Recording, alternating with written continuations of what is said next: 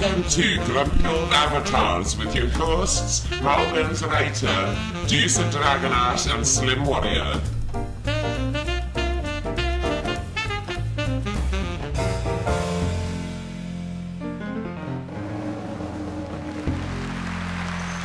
Well, hello everybody, and if you hear the croaky sound, it's because you've got a croakier, grumpy old avatar speaking to you. Good morning, good afternoon, good evening, or indeed good tomorrow if you're in Australia. This is the Grumpy Old Avatars, and this is our final show for the current season. So we're having a bit of a Yuletide special. Not that we're going to moan about Yuletide exclusively. We will find out more about that in a short while. I've got the full team here, of course. I'm joined by my two co-hosts, Slim Warrior. Hi, Slimmie. Hello. She is there. Wondered. And Deucer Dragonart. Hi, Deucer. Hello. They are so enthusiastic on this show, aren't they, folks? It's unbelievable. I had this last week, and it sounded like they were collapsing before we'd even come on air. Anyway, we've been joined by our two wonderful guests today. We have the magnanimous, or I don't know what to call him really, the one with the ping for sure, namely Bevan Whitfield. Hi, Bevan. Hello, and thank you for having me here. Good to have you here. And we're also joined by somebody you may remember from NBC News in the days gone by, and all over the place too. Recka Wuyts. Hi, Recka. Hello. Merry Christmas, everybody. Indeed. A Merry Yuletide to you. In fact, Merry Yuletide to one and all in the audience, watching on TV, and sitting around with me here right now. Okay, so as is my wont, I'm going to hand you all over to Slimmie to explain to you what her starting topic for the day will be, and then we'll take it from there. So go for it, Slimmie. It always starts with me, doesn't it? Well, this week I thought the starting topic would be, of course, about Yuletide, or Christmas, or Xmas, or whatever that you want to call this time of celebration this year.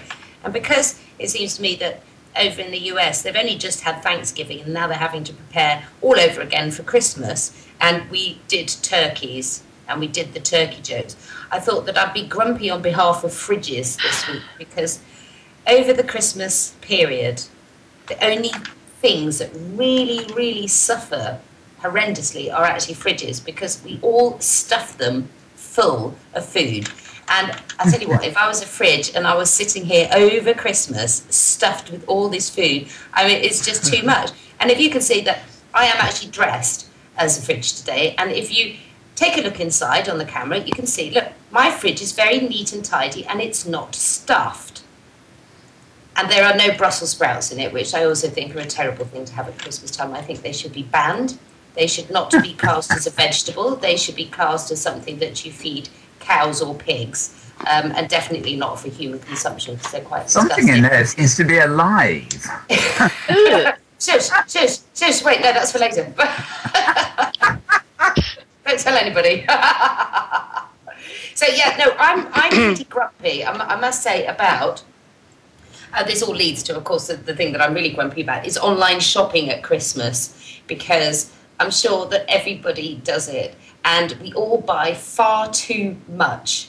And I know that it's very tempting when you go to the supermarket to whiz around and grab absolutely everything, but I just wonder, how carried away do you get with your online shopping? Well, to be honest, I don't do any. But I have noticed a definite slowdown in the pipes, which I'm attributing to the fact that A, it's very cold over here, and B, the fact that everybody's online doing that very thing. What do you think, Deucer? What about shopping? Well, about shopping? Yes, about shopping. Well, online shopping, or Christmas. Online shopping, well, it makes me mad. Christmas online shopping. But, oh, well, I don't know about Christmas online shopping, because my entire life at the moment is about technology. Or programs, or buying programs. And at the moment, I'm still waiting. I downloaded a Microsoft Office package, paid for it even, registered it. And tried to load it. It's not having it. It's not having it until I get rid of 64 bits and turn it into 32 bits, or the other way around, 32 bits and turn it into 64 bits. But of course that goes against the grain with Windows 7 plus Udemy Flibbits with the knickers on, because that won't do it. If you've got Vista of a certain kind and you're upgrading to 7 of a certain kind, it won't do it, but it doesn't tell you that until you've bought it. That is just, this is Microsoft all over, isn't it? They charge you God knows how much for a stupid Office program. And I did notice that she also managed to throw the word knickers into the conversation. Yes, I know. I noticed you're not wearing it today, Slimmie. No, I must admit that today I'm not wearing any knickers. There you go. Well, I'm assuming they'd be around her children. They'd be around her chill drawers if she had them. You missed that. That was a joke. Before we wander off on the topic of knickers, which comes into every show, ladies and gentlemen, for some reason, there's something about these two co-hosts of mine we always get round. Yeah, we wear them. Let me turn to our wonderful guests, and I'll start with Bevan. How do you feel about online shopping and indeed Yuletide shopping and Yuletide, all the things that go with it, Bevan? Okay, I'm trying not to laugh really hard because you guys are just killing me. So, online shopping, I get a little bit nervous, even with 120-bit security trust things. I think it does lack a little bit of panache. So what I do is I buy lots of French chocolates, wrap them up, and send them late November to the huge giant boxes with pictures like the Champs-Élysées, the Swiss chocolates and things like that. And I'll just send off a box late November. I don't online shop at all whatsoever. Yes, that was a very boring answer. Excuse me. It's remarkably reserved of you just to be so terribly organised. Well, no, it's you've got, my brother and sister and the kids, and these huge giant boxes of chocolates. I don't know if you've ever seen them. They're like the size of your desk. Okay, they're huge. They're they're like about 1.5 meters long, and then you have to put the wrapping paper on, which is good because it protects them, and then you have to try to find somewhere in France that brown paper stuff that we have in America. I don't know about you guys in the UK, to wrap packages. And then you had to go stand in line at the post office for 1,000,000 years. And actually the postage is probably more expensive than the damn box of chocolates. Oh, sorry, I didn't mean to swear, you guys. Can you guys erase that? No. Yeah, it doesn't matter. We're live, darling. Bevan, we don't care anymore. It's after the watershed. Yes. So they're watching at their own risk. Of course, it's not after the watershed in Australia. No, in the US for that matter. Anyhow, I do about 6 or 7 of those, and kind of wipes out your. No matter what you do, it's going to wipe out your credit card. So the kids love to go and say, oh, sorry, this is really funny. The French big huge giant box of chocolates, or the Swiss ones, a bunch of them have booze in there, like cognac or the eau de vie or stuff like that. So the kids will bite into them and spit it out. And the parents are going don't spit that one out. That was like the little tiny cherry with the eau de vie or the liqueur around it. But that's pretty much what I do. Yuck. No, excuse me, Missy Warrior. You don't like chocolate, so you can stay out of this conversation, don't you? I'm allergic to the alcohol so bit. That doesn't help. Yeah, I'm allergic to the alcohol bit, so that doesn't help. And people give me these damn chocolates and I want to. I think. Well, if I lick the chocolate off the booze, will that work? No. Just take a toothpick and drain the booze out of the chocolate. That's a solution. There you go. But if not, what I should send a goat or some toys. I mean, the other thing to do is to give them away to somebody else and saves you actually buying a present. Okay, let's go to Recka. Hi, Recka. How do you feel about online shopping and the big Yuletide rush? Well, I don't shop online. I don't go shopping. I send cash. So my answer's even more boring than Bevan's. He's calling you boring there, Bevan, I think. So, Recka, you don't do any shopping at all, ever in life. What about your fridge? Is your fridge full? Oh, groceries, yeah. Well, for Christmas, I didn't do turkey at Thanksgiving. For Christmas, I'm going to do ham.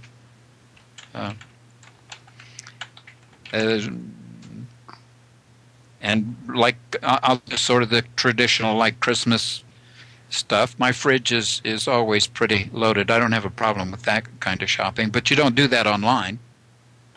I do. Oh. It's the only way I can get any food in the house. I have to admit, I took a short journey down to the supermarkets today, and it was so cold I regretted it, and I bought very little, and then thought I've got to get back where it's warm. But being vegetarian, it's funny. I actually do a very convincing Christmas dinner. What's it convince us about your convincing Christmas corn and veggie sausages and veggie bacony bits and things. All right, like tell that. me something, Mal. Why? If you're vegetarian, do you get something that looks like a meat product? Well, they just have different tastes, and it's not so much they look like a meat product, but they sort of simulate the it's a good taste, corny thing with stuffing in it, and bacon like. We're not allowed to talk about turkey. We did this at Thanksgiving. Stop it immediately. I'm going to tell you a story about turkeys. Okay. I went the most miserable, well, not miserable Christmas. I shouldn't say that. They may be listening. I don't know. The coldest Christmas, and therefore for me, a misery, right? Was spent with some friends of my then boyfriend in a faraway place up in some hills. That's about up a mountain, right? And where they'd bought this beautiful farmhouse to do it up, and they had done it up, but they haven't put any heat in it. And do you remember Victorians used to wear hats on their heads to go to bed, like Wee Willie Winky? Yes, like these hats that were like the Santa hat, actually. Yeah, exactly. Well, now I know why. Because if you put your head out of the sheets, your brains froze in this place, because we happen to be in the barn. So, yeah. Sounds like my house here in yeah, Denmark. I was thinking about that. Anyway, so I was freezing. However, I got told this story over them plucking the turkeys. They'd grown their own meat there, so they had turkeys. But they no longer grew their own meat because one year they had slaughtered one of the turkeys and they were plucking it, and the other turkey walked in and started crying. Oh, I'm sure. So I said, what did you do to comfort the other turkey? They said, we killed that one as well. Oh. That's just so bad. That's just bad. Right, let's move swiftly on to a less distressing topic about turkeys, which we won't get to talk about today. We were going to talk about Brussels sprouts, which are obviously foul and disgusting. But no, I want to get onto the more serious topic today of the discovery I found on the Second Life wiki today about, yet again, event posting. And I'm going to have a moan about it, and I got really grumpy about it, so much so that I even had a yell at Linda Labs on Twitter, which I think is probably the first time I've ever done it. To post an event now you have to belong to the group that owns the sim that the event is on, and if it's group owned, then the group has got to make a role. Now, I'm going to bang on about this, but for live music, the number of people that have venues on their sims that are group owned, managers and hosts hop around to many, many different places, the ability